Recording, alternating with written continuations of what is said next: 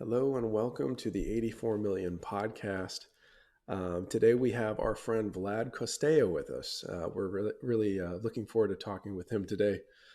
He's the host of the Bitcoin Takeover podcast, which is now in its fifth year. He's the publisher of the beautiful BTCTKVR magazine in print and digital. He's a former volunteer at the Litecoin Foundation, which I recently discovered. He's one of Litecoin's earliest community content writers and has assisted in the past with the development of Lite Wallet. In addition to his digital platforms, he's spoken at a number of Bitcoin and crypto-centric events and conferences. He's a self-described maximalist, Bitcoin maximalist, I should say, yet perhaps not a Bitcoin conservative, terms I hope we can discuss today. He's the go-to source for tracking the SUPRA cycle and can be found on Twitter X at Vlad Costea.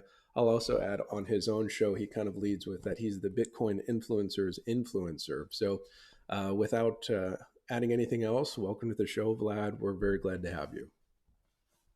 I like that description. I don't think there's anything left to add to it.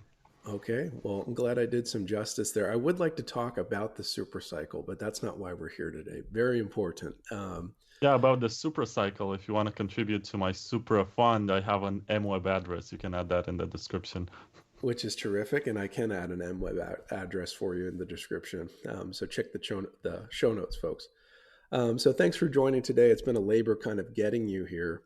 I know you were traveling recently. We're in two different time zones in terms of planet Earth. I was ill.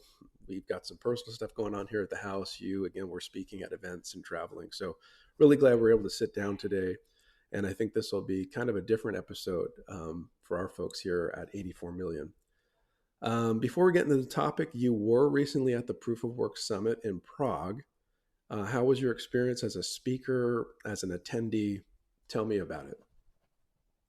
It was actually nice because I stepped out of the usual echo chamber and I was able to interact with people who build and develop stuff, not necessarily Bitcoin only, but also for Litecoin and for Ethereum Classic. I spoke with miners, there were plenty of them there, and I spoke with three guys who are right now working on a new Litecoin ASIC that can be integrated in your computer case. So it doesn't have that ASIC format that we have been used to from Bitmain or whatever. It's something that you can integrate in your gaming rig and you can mine while you use your computer, which I think is pretty cool. There were a lot of people from the Litecoin Foundation that I met for the first time. And I'm happy I did, I met them 5, 6 years ago almost. And when you think about it, it's kind of cool that you get to meet these people. I was a bit sorry that Charlie could not show up and he held his presentation remotely. I was looking forward to only shaking his hand because it was cool for him to acknowledge my existence back in December of 2017 when he added me to the Litecoin Slack. It's an evolving space, and I think I like Litecoin a lot more since you guys added the Mimblewimble extension block, as this was a Bitcoin proposal from 2015, 2016 by Blockstream researcher Andrew Polstra, and it never went anywhere until you picked up David, who was working on Grid++, and he built this implementation for the extension block. I think it's super cool, and the fact that it did not break yet is proof that it's pretty well engineered and can be an alternative to both scaling and increasing the privacy in Bitcoin. Yeah, here. Yeah, I saw that Charlie did come in remotely. I believe David Schwartz also didn't make it, but Loshan was there, and Kerry Washington was there, and Alan Austin was there, and perhaps some others. But I know that you had Charlie Lee on your show, the Bitcoin Takeover podcast, at least twice, because I think I hunted them down and listened to them in the recent months. By the way, I love your show. Yeah, thank you. So about Charlie, I tried to have him the first time during the Christmas of 2020, I think. And it was a season that was dedicated to talking with Bitcoin people without actually talking about Bitcoin. Mm-hmm. In the case of Charlie, it was interesting to talk about video games, as he seems to be a big fan. He went to university to study computer science, and he was a big fan of graphic engines and all of that stuff. And it seems like he was also a big gamer in the 90s. He's a big fan of Dark Forces, which was a first-person shooter from the 90s. Kind of a Doom clone, but themed around Star Wars. And nowadays he seems to be an Xbox guy, which I thought was interesting. Yeah, But the second time I had him, it was about MWEB and explaining why this is groundbreaking. And it's uncharted territory. No other coin has done this.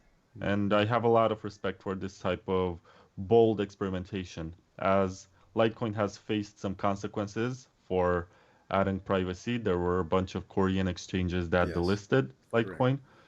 And even today, if you look at the state of adoption, you don't see ATMs, for example, accepting MWEB addresses, which I think is an issue. But if you peg out from MWEB, you can make that sort of payment directly to an LTC1 address or an L address or whatever. So you can do that, and it grants you pretty good privacy. Yeah. Today, I don't want to brag or anything, but today I bought the new Trezor. What's it called? The third iteration is all I know. I think I lost your audio. Trezor Safe Free. I don't know why I was muted. We're back. I we're think back. Perfect. Skype mutes me when I switch from a window to the other. Oh, okay. Anyway, it's called Trezor Safe Free. I bought it with Litecoin because I had some leftover from 2017, which I did not sell. And it was also pegged into, I was about to say sidechain, but no, it's the extension block. So the fact that it went from the extension block to the main chain was a transaction that was a lot more private and has no actual history. Yeah. So I think that's pretty cool from a privacy point of view, even though the order was not KYC free. So I'm gonna have the devices delivered to my place. Right. So it's kind of pointless to care about privacy in this situation. But in my case, it's kind of cool, you know? I was able to do this. And I was able to also follow the advice of monetary maximalists who say never spend your Bitcoin. I spent some Litecoin. So they're okay with spending Litecoin and growing the network activity in Litecoin. I like that. Yeah, I think it's neat what MWEB is doing in that. One, it does offer that optional privacy, but that, yeah, you can peg out to any Litecoin address. And I believe that's a correct statement.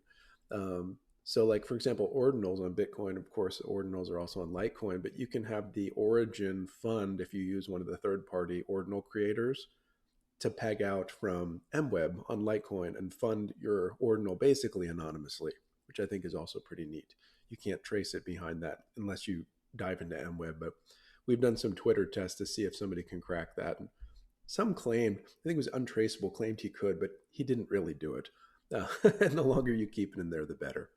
But anyway, I think it's neat. But it sounds like you had a pretty good experience at the Proof of Work Summit. I enjoyed watching your presentation. And in terms of, I think you're referring to Locotech. Was it Ben from Locotech? The Doge and Litecoin script miner. I've been in communication with him, and I hope to have him on the show too. But I don't believe he presented there. I was hoping to watch a presentation about his product. But yeah, that's pretty exciting stuff. But again, we digress. Let's see. He was at his booth most of the time. I don't think he was on stage. Maybe he was for a panel for about 30 minutes. Yeah, I think a panel. We hope to have him soon. How was the attendance? It didn't look like a lot of folks were there in terms of what I could see on the web view.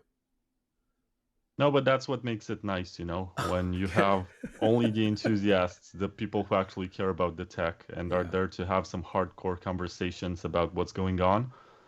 And I was happy to listen to people like Brian Bishop, who spoke about his blockchain-less digital currency, which is an interesting proposal. Interesting. And there was also Dr. Maxim Orlovsky, who is the creator of RGB, who came up with a new way to scale Bitcoin. I think it's called Prime, and he introduced it at the Proof of Work Summit. There was a lot of stuff that's exciting. There was also some regulation talk, which I didn't find particularly interesting. But What I liked the most about the Proof of Work Summit, and I gotta give a lot of credit to Bob Somerville, who is the organizer, there was no shilling. There was no talk about price. There was nothing that would make you FOMO into anything. It was very realistic talk about the tech. And that's something I can very much respect. And that's something that even at Bitcoin conferences is forgotten, especially in the US where you have the Oh large boy. Oh, Miami conference where they have a panel that's dedicated to opinions on when we're going to the moon. Like, when are we gonna go to 100K? And everyone speculates. They're like, yeah. probably in 3 months. Oh, that's bearish. You're supposed to say that tomorrow. Oh boy. Yeah, Never mind. and it's also I'm the happy there was not any of that.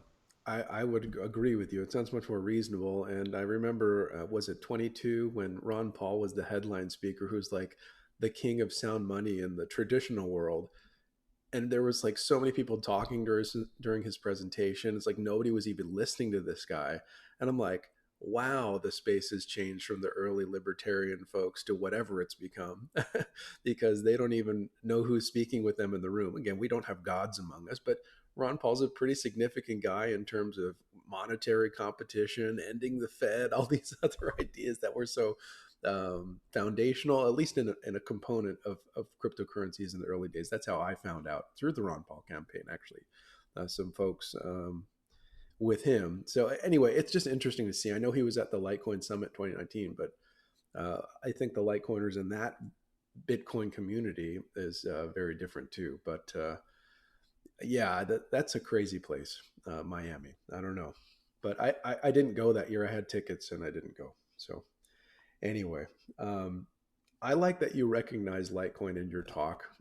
Again, I think you're a friend of Litecoin. We'll discover that. If somebody already knows you, they know this. But for those who don't know or haven't heard you yet, and maybe you're only seeing and hearing you for the first time on this show, I think they'll discover that you're very friendly towards Litecoin, which is super, despite being a Bitcoin maximalist. So you recognize Litecoin several times in your talk. Charlie Lee's SegWit bounty, you kind of shouted out to that. Litecoin as a valuable testnet for Bitcoin. I believe you also mentioned that you helped out test MWEB, which I was aware of on kind of the Twitterverse at the time when that was happening. Oh, I, you did the t-shirt with the torch, right? the torch, but not the test. But yes, we did do the T-shirt with the torch. We went up to 30, and then it's still moving, but we don't have any active torch bearers that are saying, hey, who's going to take this next? It does need to move. So if you're listening to this and haven't had the MWeb torch, it's still going. Find it, hashtag MWeb torch, and move it, because that thing shouldn't be stopping.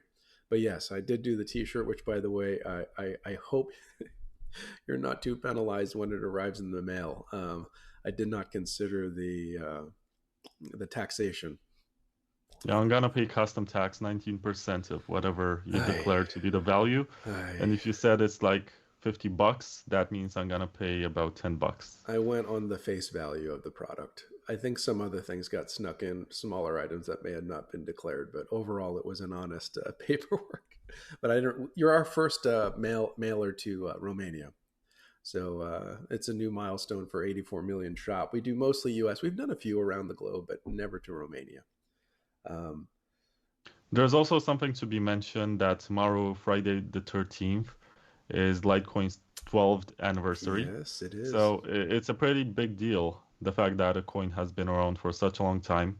It was dismissed and called a shitcoin many times, Mm-hmm. but it survived. And in my book, the fact that its proof of work has a fair distribution, didn't have any pre-mine, has a founder who is trying to not get too involved and sold his coins. Mm-hmm. I think that's pretty nice. At the same time, it still has more centralization issues than Bitcoin, but it also has its advantages for some practical use cases. For example, if you're at an ATM Mm-hmm. and you need to get a fast confirmation to get your cash out, I think that's a pretty good use case to use Litecoin because, of course, you can use Lightning Network if that's available, but not all ATMs have support for the Lightning Network. So if you want to get that quick confirmation, it's good to use Litecoin and then you can swap it for Bitcoin if you want. Do you have a lot of ATMs around where you're living, or just generally in the European countries? Yeah.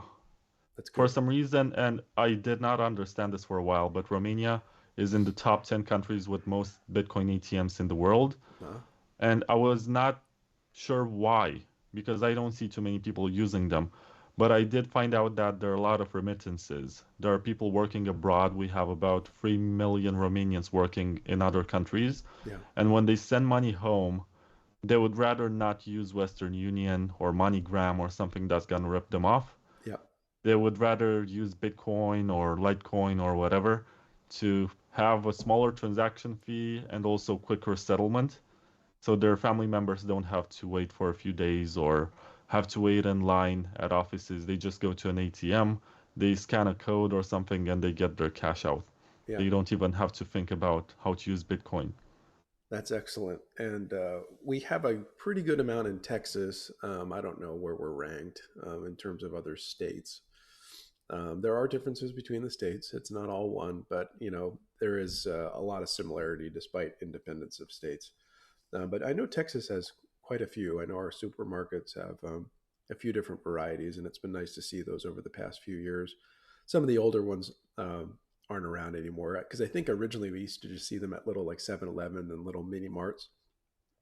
Some of those aren't there anymore because I think they're privately held. But the landscape's changing. But it's yes, Litecoin is liquid, and I think that's a big advantage to wanting to get involved in it because you actually have access to it, and it is again you can transfer your fiat into Litecoin and vice versa. But back to where I was kind of headed with the question. You've done a lot of work with Litecoin. You've recognized Litecoin. However, you are a Bitcoin maximalist. As a Bitcoin maximalist, you accept the value and proposition of Litecoin. This comes as a surprise, I think, because so many consider Bitcoin maximalists to be against anything other than Bitcoin. So maybe can you differentiate terms for us, Bitcoin maximalist versus maybe Bitcoin only, or what you're calling a Bitcoin conservative? Look, I believe that Bitcoin is the only project that can survive massive government crackdowns. And if we're going to have that fight, Bitcoin is our best bet. But on the long term, we need some experimentation to be able to scale Bitcoin, to make Bitcoin more private, to enable it to become more resistant. But how are we going to have that experimentation? The maximalist, toxic type of answer is to use the testnet. But that's what developers use, and they are not aware of the mistakes that regular users can make. And not all types of code bases are compatible with the Bitcoin testnet or the Signet. Sometimes you diverge so much that you need an entirely new network for that. And to some extent, it's useful to have experimentation with different types of cryptography or features on altcoins, and you can see if they get any market demand and if they get traction and if the code can be refined enough for it to end up in Bitcoin. I think that was the case with SegWit, for example. Even if it was developed for Bitcoin, there was very little trust in it. And there were two coins, as far as I'm aware, that were willing to test it. The second one was Litecoin. The first one was Grostal coin. I'm not sure if anyone remembers that. I have not heard that. Tell us about it. Anyway, Grostal coin is a textbook shitcoin. It went away. Nobody's using it anymore. Yeah. But Litecoin was the one that had most users, the largest market cap. Charlie Lee set up basically a vault with this SegWit address and about $1 million in Litecoin inside, and invited everyone who said that SegWit was broken to take that money, basically. If they can break it, then okay, go ahead, take it. To this day, I think the money is still there. It hasn't moved, which proves that the security works. And this contribution by Litecoin basically sped up the adoption of SegWit on Bitcoin as the developers noticed that it's working and it's not broken, and the concerns that were presented about it are not legitimate. So the Lightning Network was also first used on Litecoin, and that's a little known historic fact. With two The people. first mainnet transaction, mainnet, yeah, there was also Lightning on testnet, but you know, Lightning is a second layer. Mm-hmm. But the first time it was used with actual money that has monetary value was on Litecoin, and And, that was in early 2017. and that was And with Charlie Lee and our friend at Strike, Jack Mallers, I believe, if I remember some of the old tweets and screenshots. probably, Yeah. I'm not sure about the details of that transaction, but it's Switzerland and San Francisco. it's a pretty big deal. I And agree. experimentation is useful, and right now what Litecoin is doing with Mimblewimble extension block is something that I very much appreciate and like, as it adds both privacy and scalability. And for a while, you know, I was at the Litecoin Foundation doing volunteering. I never got paid anything for my work. It was just a way for me to try afterwards to get a better job, and I ended up writing, becoming a journalist in the space. Terrific. Yeah. And at the time, I thought there wasn't much happening in Litecoin. There were some rug pulls. I don't know how I should present them as. There was the LitePay situation and some sort of debit card that failed. Mm-hmm. I don't know. 2018, early 2018 was a very strange time when, on one hand, there was a lot of hope for adoption, and on the other hand, there were lots of scammers looming around the Slack channel trying to present some sort of revolutionary, but not very revolutionary, in fact, way to use Litecoin. And after that, I think I spent the next 6 months writing articles for the newsletters, and also wrote for the Light Life magazine, which was a community project. I'm not sure if anyone remembers that, but it was kind of a big deal in its day. And then I realized there's not much left for me to do.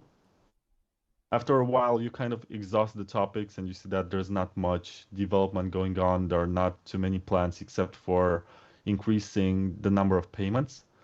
And there wasn't anything that I could do. So I kind of moved on and thought, okay, this project is kind of boring. There's not much going on. There are more proposals in Bitcoin. But after MWEB and while it was happening, I got a lot more excited because Mimblewimble is an important cryptographic breakthrough, and it's probably the best innovation in the blockchain space that we've had in years, Mm. as it's scalable and it provides a degree of privacy. That privacy is not bulletproof yet. It's not on the same level as Monero or Zcash, but it takes up a lot less block space and it fits a lot more transactions within a limited storage. So that's a pretty big deal. And what it does basically is to prune, which means to remove the transactions in between so that you only have the first and the last transaction in the block, which designate how much money has been moved to prevent random inflation from happening, to be able to verify that everything was correct. So it's pretty cool in what it does, and Litecoin has been the first major coin to integrate this feature with an extension block. So right now I'm a big fan of this. I'm not sure if it will get enough traction in Bitcoin, but I think that it's really cool to have a coin that has a lot of adoption at merchants and ATMs have a privacy feature, as you don't find Monero too often, and I don't think you find Zcash. But there's nothing that stops you from sending from your MWEB address into regular Litecoin addresses and having much better privacy. Yeah. Yeah, I agree. I think MWeb's been terrific. In fact, David Burkett was our first guest who kind of launched this podcast, which we weren't planning on, but we wanted to talk to him. And he's a friend, and he's done a lot of good work for Litecoin. So I was going to say, what is your opinion of Bitcoin adopting something similar? Because again, Litecoin has been a test net for Bitcoin, and this could be a proof of function and work that could be carried over. But it doesn't sound like you're confident at this stage they're planning to do that. No, I'm not. I've kind of lost my faith. I remember even talking with Paul Stortz, who told me that Michael Saylor is against drive chains for the simple reason that they add privacy through a Zcash sidechain. And these banker types are very much against privacy, Mm-hmm. and they want to have everything auditable on chain. So it's tough. It's gonna be a much harder battle since Bitcoin is not proof of stake, so the community can still decide to do something. Yeah. But when there's a lot of money invested in the project, people have to choose between principles and the mission of the project and the number go up function. Mm-hmm. And when they have to choose between their own wealth, which I guess they can delay their own gratification for a few years and wait until the price comes back at the Mm-hmm. expense of adding a privacy feature. But I'm not sure if that's a popular opinion. Right now in Bitcoin, too many people are waiting for 100K, and they seem to be mesmerized with any price theory, which is a bit disappointing for me, but to me, they're not the significant crowd. I don't pay much attention to them. I find them kind of funny, and I try to look for developers and people who build stuff in the space. And if you look at the Bitcoin Takeover podcast, you're gonna see that I've never had the stock to flow guy because I always thought that it's stupid to assume that demand for anything is constant or increasing over time.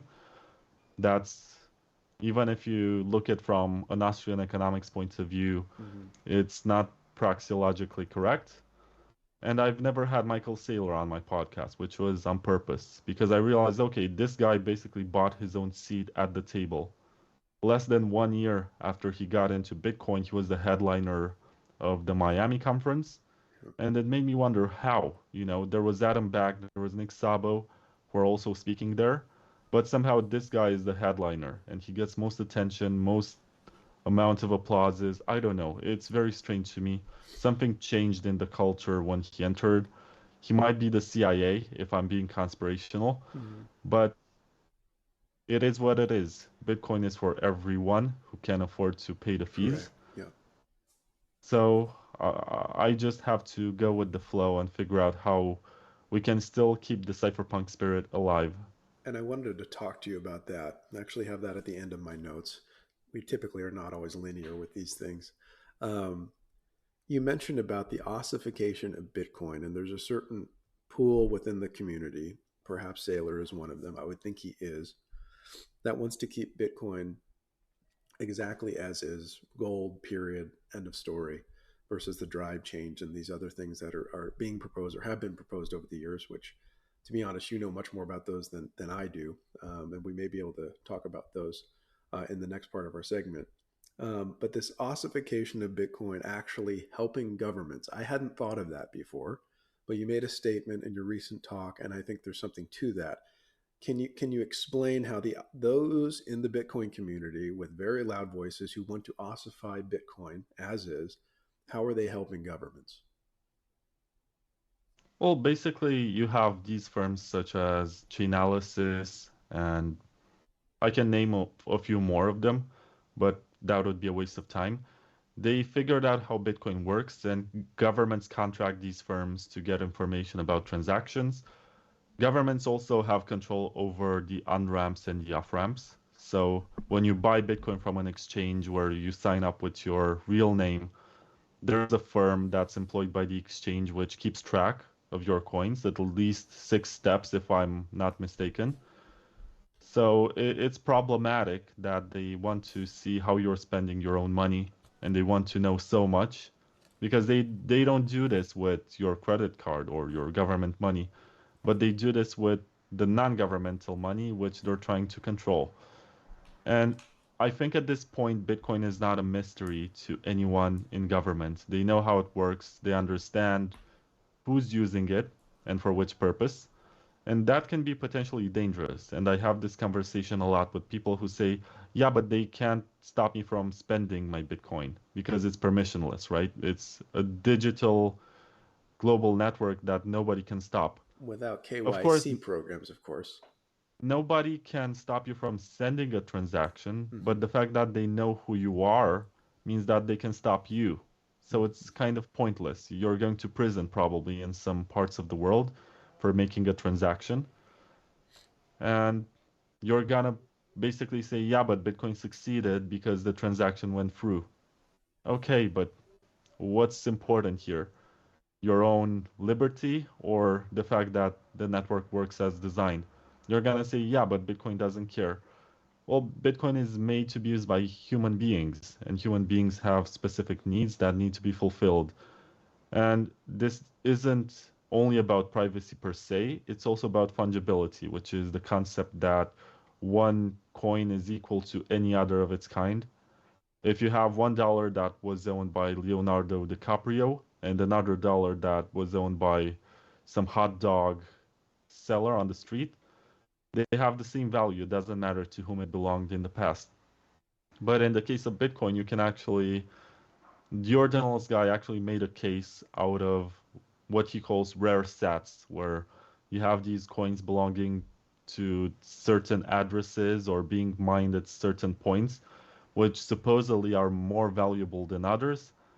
It's kind of silly, and this should not be the case. When ordinals first came out, and many of my fellow maximalists were complaining and felt like, oh no, this is an attack on Bitcoin, my response was, and you can look it up, the easy solution to fix this is to add privacy. Mm-hmm. Because if you have on-chain privacy, you're not going to be able to have ordinals anymore. They're pointless. You can't verify that it comes from that source, which means that it's over. You're gonna have Bitcoin being used as digital cash. And now I sound like a Monero shill, but while I understand the value proposition of Monero, I don't think it's scalable enough and it's not adopted enough and it's not going to be adopted. Maybe that the solution for freedom fighters or someone who goes against the government is to use Monero on top of Tor. And that's useful, you know, to use some computing cycles, mine a few coins, and then make a payments on the other side of the world in a way that can be traced. That's useful. But it comes with its own trade-offs because it's not scalable, it's more centralized in development, and it will always have this edge case, and it's gonna be harder to get adoption with it. In the case of Bitcoin, if you add some optional privacy, right now we have the coin joins, which are pretty good, but they still don't conceal the amounts, and that can be problematic. Well, there's a lot still to be done. And what I like about Bitcoin privacy is that it's being implemented in a way that doesn't require permission. We didn't need soft forks or whatever to be able to add some features to create some cool mechanisms that add some privacy.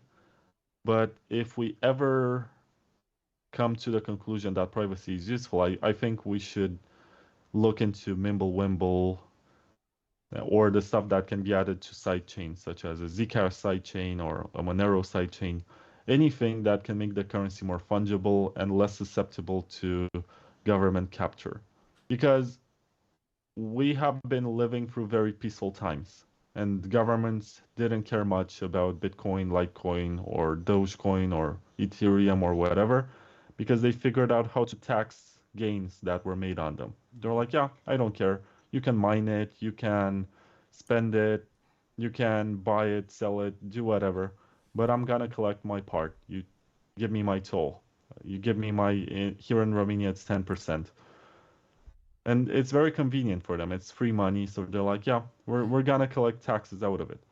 But if it becomes a real threat, or they consider it as such, they can, I guess, take this loss at the expense of maybe driving away some businesses from the country. But they're also gonna have an easier time controlling the supply of and the circulation of their own national currency. So it's delicate. And just because we have been living through very peaceful times doesn't mean that it will always be like this, and we should not care about privacy at all. Yeah, yeah, that's that's good. I wanted to touch on that. I think that was a pretty expressive response to the ossification leading to how governments are involved with these cryptocurrencies. And we didn't even get into CBDCs and all the other sort of things that could be coming on the horizon. I did want to look at your magazine, and this relates, but I don't know how many you've sent these, but I'm glad to be an owner of BTCTKVR number 3. And I think you've done several of these. Um, in fact, I want to say I found something where you track them, and there's like each issue and how many were printed and things, which I thought was neat. But really glad to have received this. Thanks for sending this out to me. I wanted to look at the sixth chapter here. So this basically, I guess, the format of this one is you're literally breaking fear, uncertainty, doubt, or FUD through Chat GPT prompts. Like, I guess you queried Chat GPT. It gave you the top 10 reasons why Bitcoin's not going to be around, and you basically debunked all of them. I liked one. I just personally love noir generally, so I like the aesthetic of all of these chapters, but especially this one. But this kind of relates to some of the things we were talking about too. This says breaking Chat GPT's Bitcoin FUD number 6, limited use cases. It also talks about the ossification of Bitcoin here, or at least in part. And you retort, of course, to that. But I wanted to talk about what I think is a corruption of Austrianism. Okay, and you touch on that a little bit in this chapter. It says there's a conservative school of thought, mostly dominated by Austrian economists, who argue that Bitcoin doesn't need any of these cases because the sound money should be basic by design. They tend to believe that the imminent collapse of fiat money will make every person on planet Earth buy Bitcoin and denominate all goods and services in the verifiably scarce BTC. And you go on. I think this is important too, because this is again how things in the community or the communities within Bitcoin are morphing. Again, you had kind of a sound money emphasis in the beginning. I think you still believe in sound money. I believe in sound money. Charlie Lee said he wanted to add MWEB to make Litecoin a more sound form of money. And Seif, whatever we think of the gentleman, admitted that Bitcoin, in his book, is not as fungible as we'd like with KYC and these things that they're trying to do and differentiating different components of Bitcoin against other components of Bitcoin, which I don't agree with, but I can see how people want to argue that way. So I get what the Austrians are saying in terms of we want sound money and we want fungibility, but it's also like a straitjacket. And that's where I think you have an argument with, again, what you'd say, Bitcoiners are not Austrians, they're cypherpunks. Maybe they're both, but I think the Austrian school has been somewhat distorted. And even the top voices, whether it's Seif or some of the other louder Bitcoiners on crypto Twitter or whatever, to me, it's not really Austrianism, because Austrianism is free markets, competition, choice. And if we do become a Bitcoin only world and it's baked in, it means that we have chosen that path, and it's a natural monopoly versus a coercive monopoly, right? So I just don't see them being consistent with, you mentioned Hayek, or you could look at Mises or some of the more recent scholars within the Austrian school, Rothbard or whatever. Typically, it's always competition. And it sounds like the Bitcoin only folks, that variety of strict conservative Austrian, doesn't seem like competition at all, whether in Bitcoin alone or with other cryptocurrencies. Can you tell us a little bit about Austrianism and your argument with it, and the truths that it also may point out as well in terms of economics? Yeah, I think this whole monetary maximalist ideology in Bitcoin was constructed from pieces that were taken from various sources. For example, there's that Gresham's law, mm-hmm. which says that good money drives out the bad. Mm-hmm. But it's an interpretation by Taleb, which was adapted by people like Saifedean and Jimmy Song to make sense in the context of Bitcoin. But it doesn't make much sense, because they're basically pushing for you to buy Bitcoin, never touch it, never spend it, never use it for anything, and use your credit card for payments. And that's a bit perverse in the sense that when you think about it, now we have the Lightning Network, so you have no excuse in Bitcoin to be a hardcore hodler because you're saying that you're paying high fees or you're affecting the scalability of the network or whatever. And you're only increasing the demand for the fiat currency. And to a degree, it doesn't matter how much they're printing as long as there is demand for it, as long as there is daily use of it. The point of Bitcoin is to opt out. And I think some of the early adopters were very much libertarian minded and were maybe protesters from the 99% protests on Wall Street, Oh, which they happened were. in Absolutely, they were. 2011, 2012. Yep. They were supporters of the Ron Paul campaign, Yep. and they were readers of Hayek and Mises and all of these Austrian economists who speak about competition on a free market, and most importantly, competition between private currencies, Yes. which is supposed to be a big part of a free market economy. But when you look at the narrow version of this, which has been adapted for Bitcoin, Mm-hmm. you can poke many holes in it, and it doesn't make much sense. They're No. trying to present this narrative for the single reason that they're establishing a lifestyle. I think that's it. They're more like lifestyle influencers who are telling you, just like guys like Andrew Tate or what's the other one? Dan Bilzerian. They're telling you how to live your life in a way that's also profitable for them. Mm-hmm. And if you look at their personal affiliations, they're most likely under the paycheck of some exchange which makes a lot of money in the status quo. And that's also a big issue. If you look at all the influencers that are paid by Kraken, or another big one is Bitfinex. Mm-hmm. Bitfinex is even financing some of Blockstream's development. Wow. So some developers are directly under the paycheck of Bitfinex. And what does Bitfinex do? They also finance Polygon on Ethereum, which is a layer 2, and they have the Tether situation. So they issued USDT, which was first created on Bitcoin 9 years ago Mm-hmm. on the Omni layer Yep. and existed on Bitcoin until 2018 or something when they decided to move to Ethereum. And now a lot of, I think on a daily basis, the volume of Tether exceeds the volume of Bitcoin. And a lot of people around the world need stable coins, which is basically dollarization without the central bank of the United States and without physical cash. Yeah. I don't know. It's pretty cypherpunk when you think about it. It adheres to what you read in cypherpunk literature, with people using digital money that cannot be seized by the government, but it's also not Bitcoin.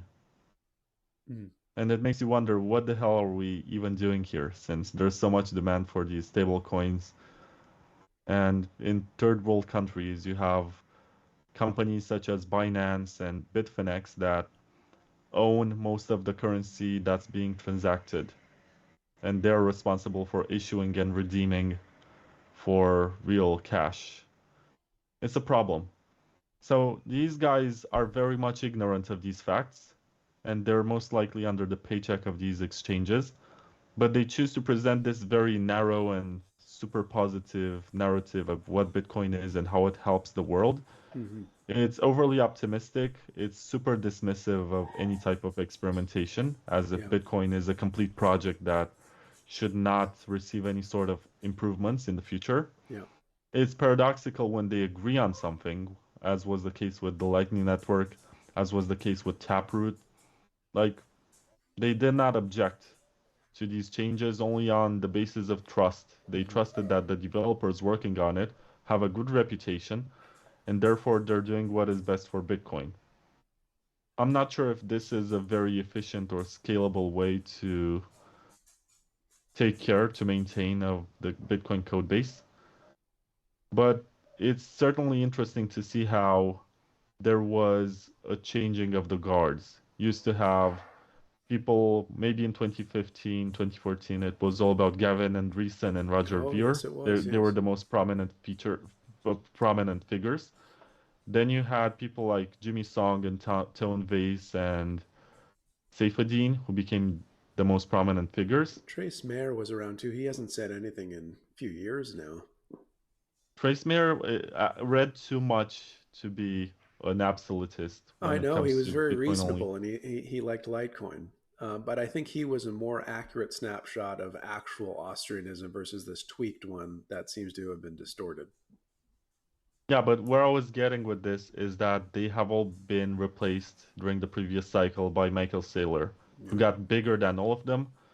amassed this huge following, and I'm afraid he's in control of the narrative of what Bitcoin is. It can become dangerous when someone describes what a computer network is and how it should be used, as it's very limiting in terms of imagination and in Yeah. terms of usefulness. Mm-hmm. Because these people don't like privacy, they don't like features such as ordinals, they don't like the fact that you can.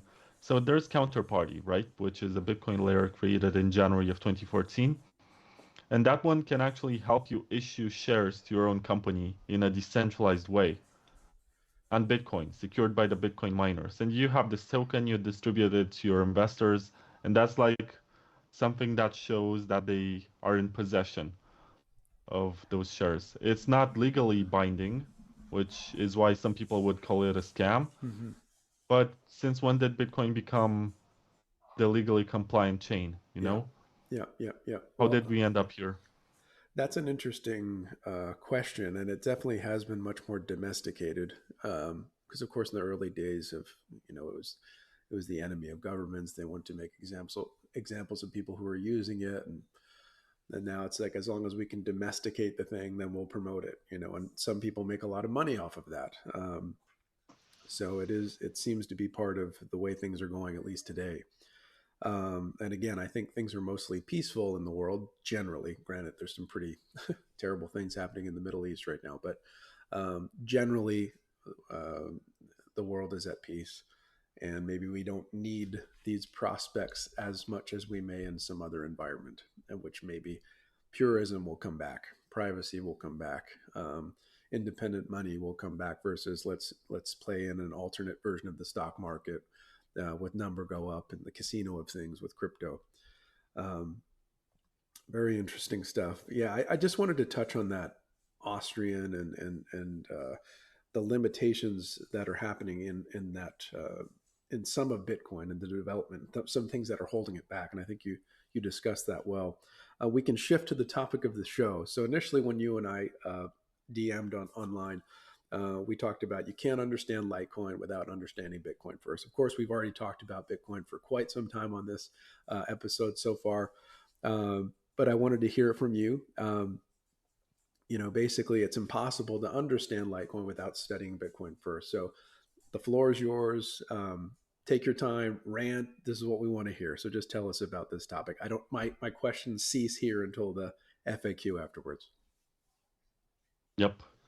Basically, Litecoin was created in 2011. It's gonna turn 12 years old tomorrow, so I'm not sure when you're gonna publish this, Mm-hmm. but this is an important fact to pinpoint the moment in time when we are making these statements. Mm-hmm. And it's a carbon copy of the Bitcoin code base with some slight modifications. It's part of that generation of altcoins that were experimenting with faster block times, maybe a larger supply, and a different mining algorithm. I think the two most important components of Litecoin that made it survive as opposed to Peercoin, Feathercoin, and all the others that were part of the same generation is that first of all it had a fair launch. Nobody had any sort of pre-mine. There was sort of an enthusiastic community on the Bitcoin Talk forums that started mining since day one. And also it has a different hashing algorithm, right? Which is more memory intensive. It's the scrypt one with a Y. So it's very different from Bitcoin. It cannot be 51% attacked by the Bitcoin miners, and it has an existence of its own. Some will argue that it's an inflation to the 21 million coins of Bitcoin, and you can agree with this as long as there's no future to the project and it's pure speculation. But it's been around for 12 years, and I think it's a pretty good sign and a big deal. Not many coins live for such a long time, and there is that whole Lindy effect argument that the longer something stays around, the longer it might be around. So in a sense, Litecoin is the most resilient and the most successful coin of its generation, and it was also able to integrate Dogecoin or whatever you call it Correct. as part of its merge mining setup. which means that the miners also collect fees from Doge transactions. And right now, Doge, thanks to Elon Musk, is a bigger deal than Litecoin, which is pretty ironic. But basically, Litecoin functions on the principles that were created by Satoshi Nakamoto and some of the developers that came later. It's not as well funded in the sense that there's not as much VC money pouring into the project. You don't have the same amounts of proposals being made, and the updates to the Litecoin core or the Lite wallets that you use on your phone are mostly forks of something that's already happening on Bitcoin. But this was only the case until Litecoin decided to diverge.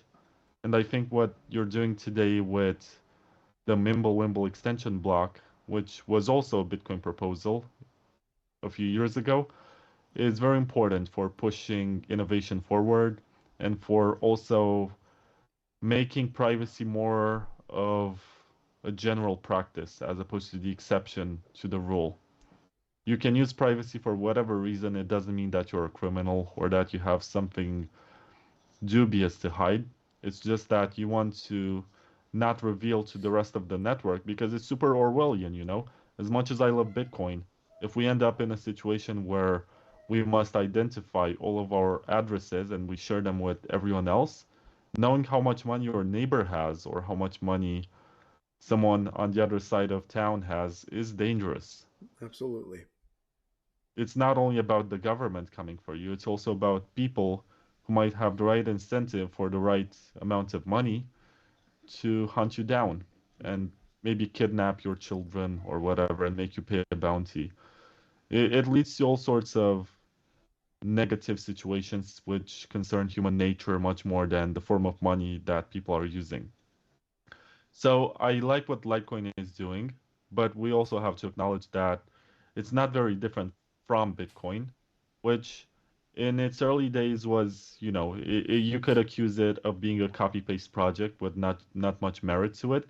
But the way in which it was handled in the subsequent years is the reason why it's more special today and why it has more value. And it's the most valuable incentivized testnet for Bitcoin. If there's anything super interesting that comes to Bitcoin, Litecoin is going to provide a way to test it with proper incentives with a coin that has market value. And this risk can also turn into a reward for the users if that use case that they're testing ends up getting a lot of traction and it ends up in a new market developing around it, it can be beneficial for the Litecoin holders. If it ends up in Bitcoin, there's also the risk that the culture around Bitcoiners is not going to embrace it. And this was a concern also for the Lightning Network in 2019 when I was recording some podcast episodes. We basically realized, okay, Lightning Network is coming and it's pretty robust, but it seems like the culture doesn't really support it because people are still in the hodl mindset. They're like, why would I want to spend my Bitcoin? Well, because it's money. And unless you create demand for it and you support the merchant or the payments processor, when you want to finally buy something with your Bitcoin, maybe in a few years, or maybe with your kids, they're not going to find as many places where they can use it. So there has to be a balance between holding and spending. And in Bitcoin, for some reason, people still believe that if they spend it, they're going to have their pizza event. They're going to be just like Laszlo Haniec, who in the year of 2010 bought two pizzas for 10,000 Bitcoin, if I'm not mistaken. Each, right? It, 10 and 10. Was it 20,000? I'm not 100% Okay. sure. You can Either way, it was a fact lot check of me on that Bitcoin one. for My pizzas. point Yeah. is that too many people believe that they're going to have a similar situation because Bitcoin is going to be the global currency and everyone's going to use it.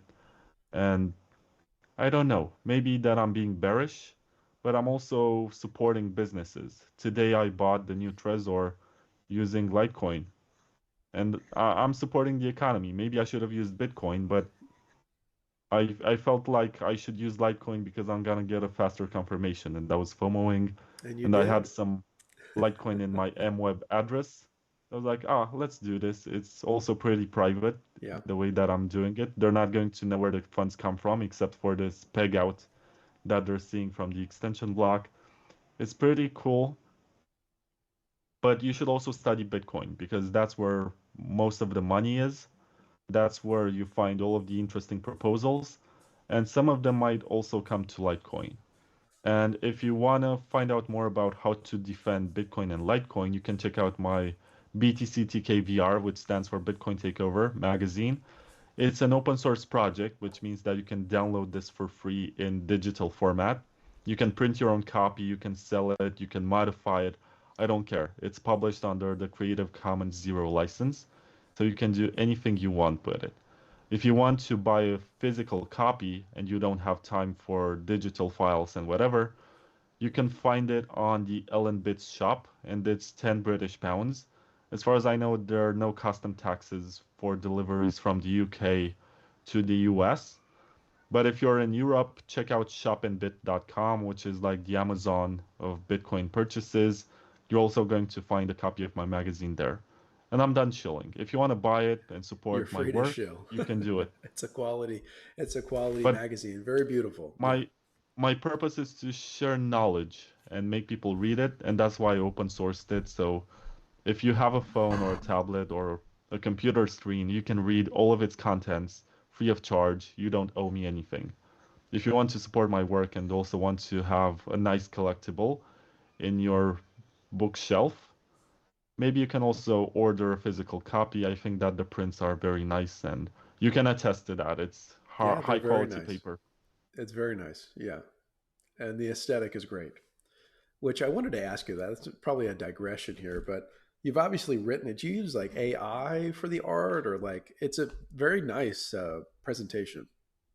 This time around, I've used Midjourney, Okay. and I'm responsible for all the prompts, with the exception of the first article, which is about government regulation.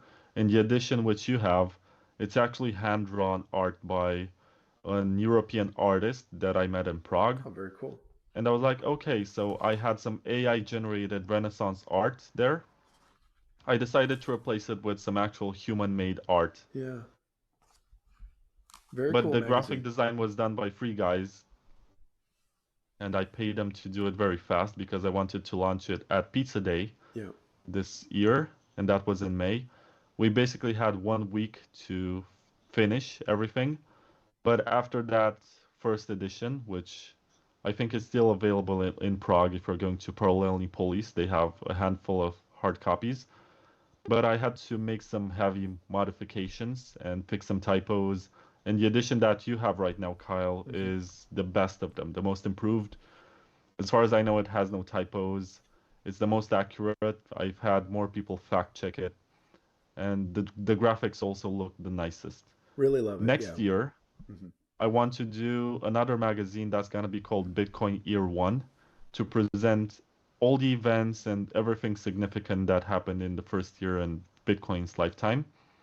And I also want to turn this breaking FUD concept from the magazine into a book. And I've spoken with a publishing house. Very good. We're gonna make it happen sometime this year.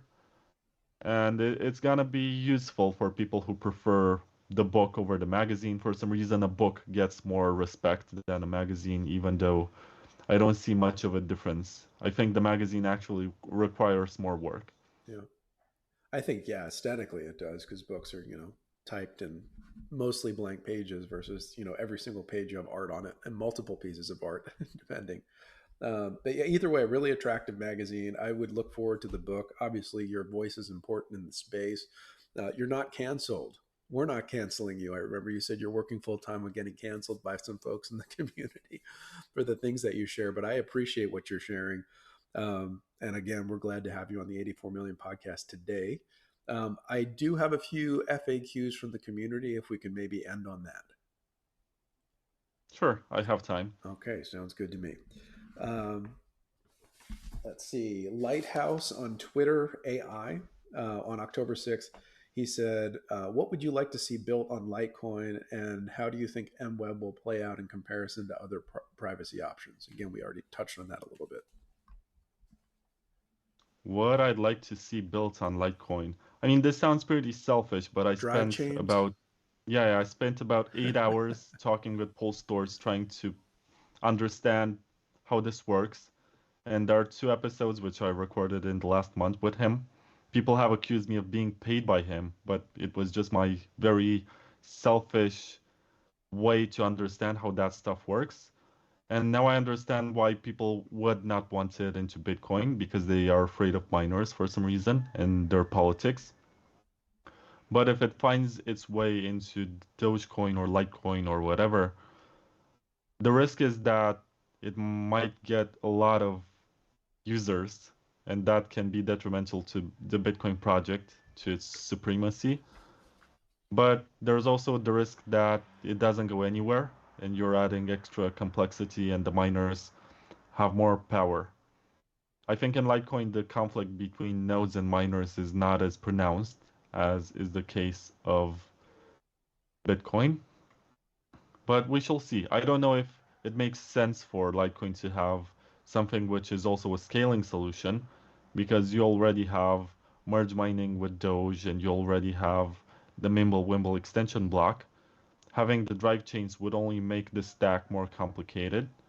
And I'm not even sure if Mimblewimble has a lot of use. I'm not sure how many coins are locked on that extension block.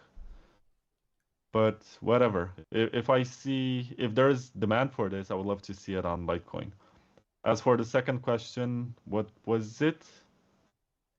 What would you like to see built on Litecoin, and how do you think MWEB will play out in comparison to other privacy options? I imagine Monero, Zcashes. So there's some research that's being done. As far as I'm aware, the MWEB implementation uses the Grin code. Grin is the pure and free market driven version of the Mimblewimble codebase. There's also an implementation that's called Beam, which has VC money and the pre-mine and more of that business model. And it's supposed to finance the development of this protocol. I think Litecoin is going to benefit from all the development that's going to go into Grin. And it's super cool from this point of view because the privacy is going to get better, the cryptography is going to get better to enable smaller transactions. And it was an important first step to integrate this. What matters the most is that it gets traction because if there's no user demand, you can build the best privacy in the world, but it's not going to matter if people don't use it. Zcash and Monero are more advanced, but they also occupy more block space. They're not scalable at this point. So Mimblewimble was, if you ask me, the risky but right choice on the long term. Here, here. And I did look up how many Litecoin are pegged into the extension block as of now. 18,461. The height, several months ago, it looked like there was as high as on Saturday, the 3rd of June, there were 653 Litecoin pegged in at one point. It was a giant spike, and then it dropped. So I don't know. Some whale moved a bunch of value in and out of the extension block. Next question would be from Monochromicorn T-Bull. He was also a torchbearer. October 6th, what are multi-signature transactions outputs? How do they work? What are they good for, and why are they needed to mint properties and tokens on OmniLite? I'm not particularly familiar with OmniLite and how it's different from the Omni layer on Bitcoin, but multisigs are basically a basic way to do smart contracts where you lock the funds into a contract and you have multiple keys that can unlock it, and the condition regarding how many keys are going to be able to move the coins if necessary. So that's the way that it works. I think the concept is very much inspired by nuclear codes, where they have a similar approach where you have the commander in chief and a few other generals, and let's say that you have 5 keys and you need 3 or 4 of them to be able to launch a nuclear attack. That's the way that it was designed to work. With multi-sig contracts that you do on chain, it's not about nuclear stuff, but it's about your savings. And I think multi-sig is a pretty good scheme for companies or enterprises or maybe funds that are held by multiple people so that you prevent one party from rugging you and you also know exactly whose address is the one that signed the transaction. So it'd be more for So maybe custodians, third parties. If we're going to go into that realm, it could make it a little bit more secure. for all I know, BitGo, which is the largest custodian right now, is using multisig and has taken a bold move back in 2014 when they decided to use multisig to store assets. And so far it worked out pretty well for them. There's also the risk of losing your keys or forgetting your keys or dealing with partners who plot against you and basically steal your funds. But you have to work out what's best for you. He's asking in the context of using it with the Omni layer.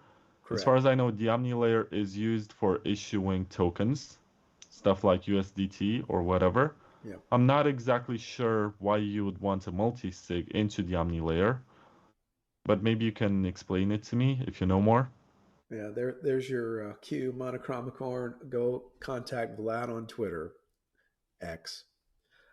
Next question we have from Kakusu, the Kakusu on October 6th. Um, a little bit hard to understand this one. Attack cost aside, how a more efficient tech is less valued? We can try to interpret that language. I'm Attack. not sure where he's going. I'm not either. I'm sorry, So Kakusu. We're going to have to pass on you for this is one. he saying that newer tech is cheaper to attack? Either, perhaps, attack cost aside, how a more efficient tech is less valued. So maybe Litecoin is more efficient than others, yet it's less valued than per se Bitcoin. We could read this a few different ways. Hard to say. Let's move on to the next one. It's the last one we have here, and then I'll add my own personal one at the end. This is from Master BTC LTC, Shan Baloo, October 5th. Why does he, Vlad, like Supras so much? Isn't there a better car? Well, there are multiple reasons for this. First of all, I'm a 90s kid who grew up watching the Fast and the Furious movies. And there's a very famous scene with the Toyota Supra in the first film from 2001. And I've also played with the Toyota Supra in the Need for Speed games, which were Underground 1 and 2, and then also Most Wanted. So there's the nostalgia factor. But I've also asked myself here, everyone talks about getting a Lambo, right? We go to the moon and we're gonna buy a Lambo. I don't Indeed. have enough Bitcoin to buy a Lambo, or I can wait for like 25 years or something until I get a Lambo. And what's the point? I don't want to wait that much, and I want to be able to enjoy my youth, you know, while I'm still here and I can enjoy it Adjust the and I'm time healthy. preference. Yes. So what is the car that can bring me 90% of the Lambo experience at 10% of the Lambo cost? And that's the Toyota Supra. Very good. And that's the rationale behind it. And then I created the super cycle model, which basically says that we're all gonna get girlfriends after we buy Supras during the bull market. I can't And it's because I'm very, married. Good luck it, to you, though. maybe that your wife can get a girlfriend. I don't know. And she can take her shopping and listen to her problems and help her cook and stuff like that, wash the dishes. So we get a house assistant. Okay, maybe. Anyway, it also sounds a bit like the super cycle, which was a narrative that failed during the previous bull market. People saying, yeah, this is it. It's never going down. It's the super cycle. It's gonna go up forever, Laura.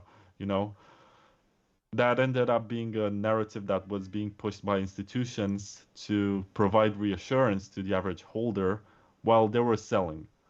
So they dumped on us, they fooled us, and they left us with this stupid narrative that broke. But the super cycle is actually practical. It invites you to improve your life, to get a nice car, move out of your mom's basement, and maybe also get a girlfriend. I mean, why not? It's much better than saying hold forever, wait until I don't know when, and there's going to be a reward at the end. I'm not dealing with that. I'm not selling hopium. I'm just telling you that you should try to enjoy your life and find something meaningful that you want to do. The super cycle gives people hope, and I'm happy to be the main preacher of this movement. And the Toyota Supra is nice. And if you want to see Supra girlfriends, look it up. Go to your favorite search engine, type Supra girlfriend, and you're going to see lots of pictures which are not AI generated. There's a huge culture regarding Supra girlfriends, and I would like to be a part of that. I wish you well, sir, on that endeavor. And the Supra cycle hasn't been proven wrong yet. So I again wish you luck on that. Do you have a time frame for the Supra cycle, or Of course, how all do we price track models it? have a price prediction. Let me figure out how I can share my screen.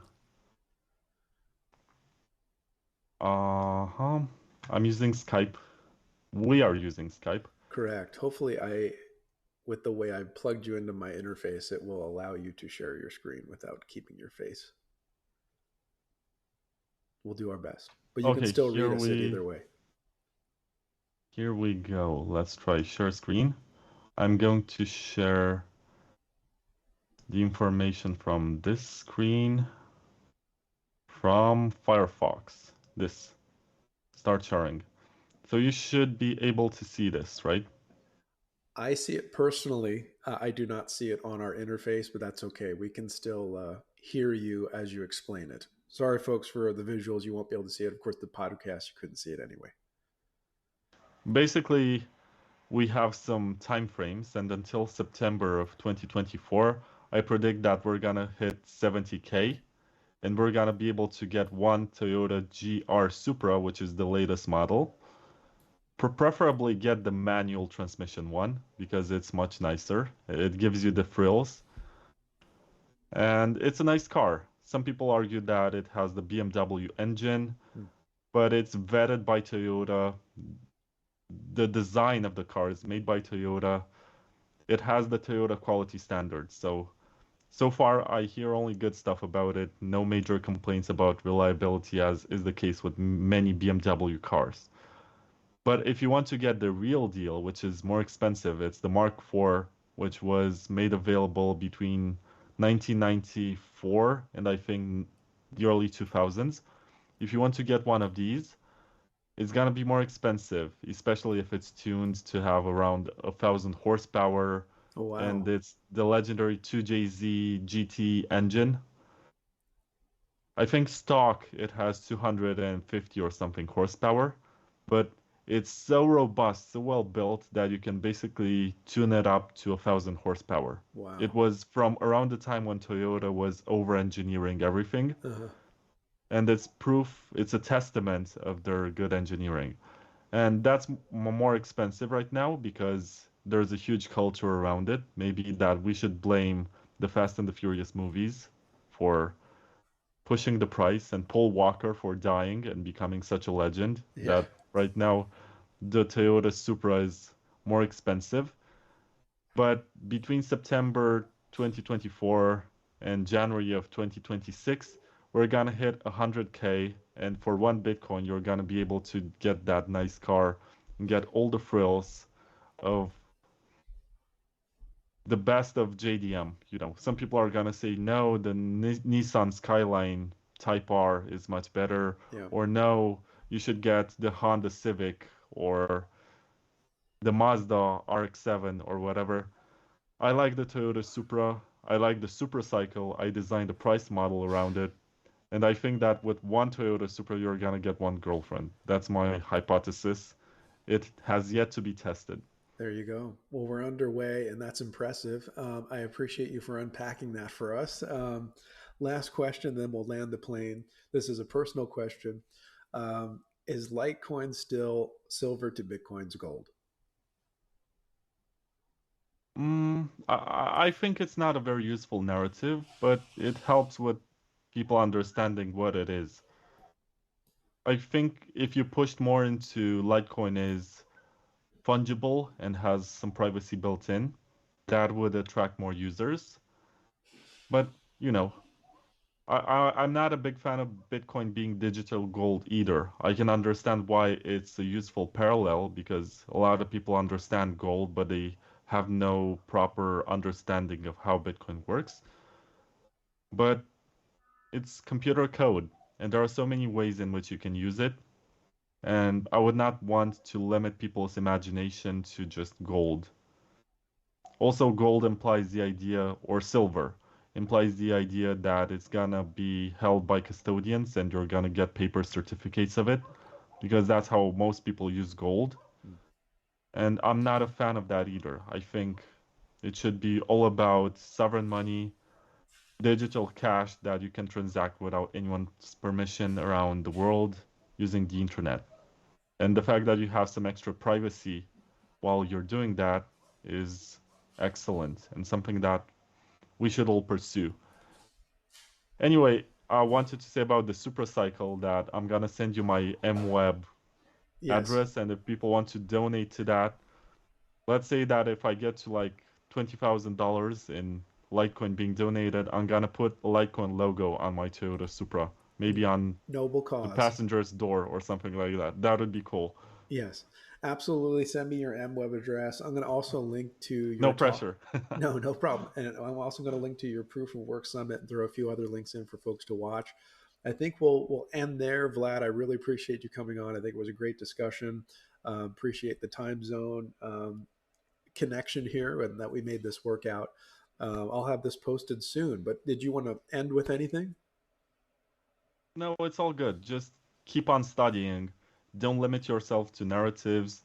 There's so much more to this technology than you think. And also look into the history because most of the stuff that's being brought up during bull markets, like DeFi or whatever, was already conceptualized as early as 2013, 2014. And even before that, some ideas were being presented. Read cypherpunk literature because that's very important to remember or remind yourself why you are still here. And keep up with the good work, you know? It's really good that there are people interested in this space at all and spending most of their waking hours thinking about it and trying to improve it. Keep doing it. That's the most important part. Very good. Bright days are ahead, we say, and we will continue on and continue on. All right, Vlad, you can find him on Twitter at the Vlad Costea. He's also, I believe, on Nostr and some other platforms. Of course, BTCTKVR, the Bitcoin Takeover podcast. These are some areas you can hear more about Vlad directly from him. So, again, thank you for coming on the show, and have a good one. See ya.